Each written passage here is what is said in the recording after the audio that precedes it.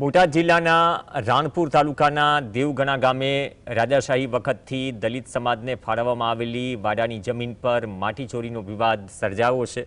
માથાભારે શખ્સો દ્વારા મશીન અને 35થી વધુ ટ્રેક્ટર વડે ગેરકાયદેસર ખનન કરી માટીની ચોરી થતી હોવાની ફરિયાદ થઈ છે।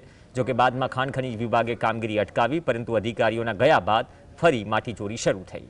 વારંવાર રજૂઆત છતાં ઉકેલ ન આવતા અંતે લોકોએ કલેક્ટર કચેરીએ પહોંચી આવેદન આપ્યું અને માથાભારે તત્વો સામે કડક કાયદાકીય કાર્યવાહીની માંગ કરી।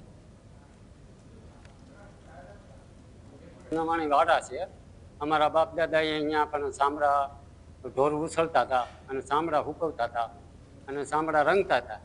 એવા આપણા વાડા રજવાડા વખતના છે। ખાતે અમારા છે નહીં, બાકી બધાનું થઈ ગયું છે, અમારું થતું નથી દલિત છે એટલે। ગાંધીનગરવાળાએ ધ્યાન ન આપ્યું, આવ્યા ગાડીઓ, પોલીસ આવ્યા અને મામલતદાર આવ્યા, પણ યોગ્ય કાર્યવાહી ન થઈ અને સીધા વહી ગયા અને પછી કાંઈ જવાબ મને દીધો નહીં। અત્યારે ખુલ્લામ થોડું ભરાય છે અને અમે જઈ શકતા નથી, અહીંયા હથિયારો લઈને ઊભા હોય છે, પણ કોઈ અમારી કાર્યવાહી થતી નથી।